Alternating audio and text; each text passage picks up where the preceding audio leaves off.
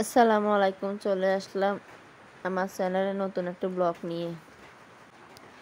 ঈদের দিন কোনো ভিডিও আপলোড দিতে পারি না, কারণ ব্যস্ততার কারণে কিছুই দিতে পারিনি, করতে পারিনি।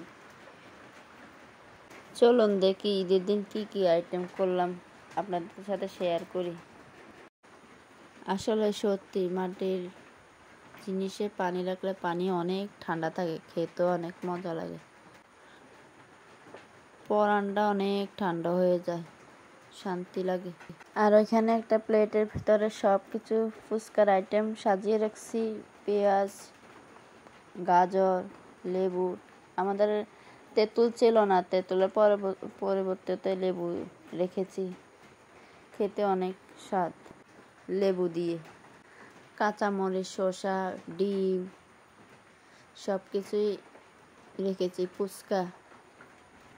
আমাদের বাসায় পুরুষ মানুষরা সবাই নামাজ পড়তে গেছে, আমরা মহিলারাই ছিলাম বাসায়। এই তো আমরা হালকা পাতলা নাস্তা করে নিছি। পুরুষরা আসলে তো কাজে ব্যস্ত পড়ে যাবে, সেই কারণে আমরা একটু খেয়ে নিছি। ওনারা আসলে তারপর ওনাদেরকে দেওয়া হবে। ফুচকাগুলো বাসায় ভাজা হয়েছে, খেতেও অনেক মজা লাগছে। সব কিছু মিলাই অনেক ব্যস্ত ছিলাম, কারণ নামাজ শেষ হলে তো কোরবানি দেওয়া শুরু হয়ে যাবে গরু। এই তো আমাদের গরু কাটাকুটি করে কলিজাগুলা আলাদা করে আগে সবাইকে দিয়ে দিয়েছে রান্না করার জন্য, রুটি দিয়ে খাবে। আমাদের বাসায় প্রতি বছরে এরকম করে কলিজা দিয়ে দেওয়া হয় আগে রুটি, চালের রুটি দিয়ে কলিজা বোনা দিয়ে খাবে।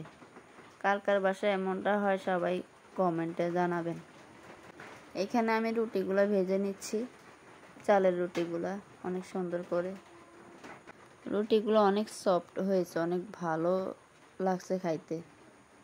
অবশেষে আমার কলিজা বোনাগুলো হয়ে গেল, দেখেন কি অনেক লোভনীয় হয়েছে, খেতেও অনেক মজা হয়েছে।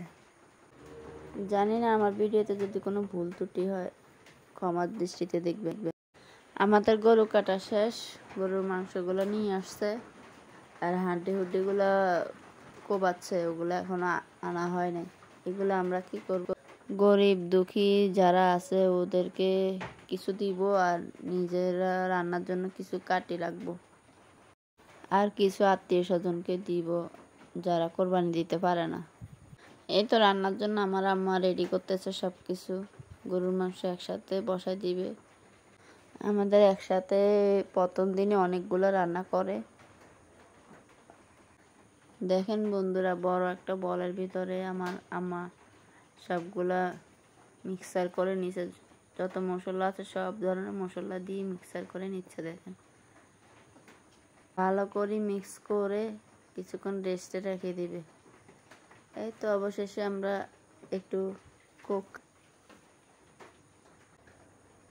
যেগুলা খেয়েছি এগুলো একটু হজম হওয়ার জন্য একটু কোক খেয়ে নিলাম। আজকে সারাদিনটাই ব্যস্ত গেল। আপনাদের কেমন গেল জানাবেন।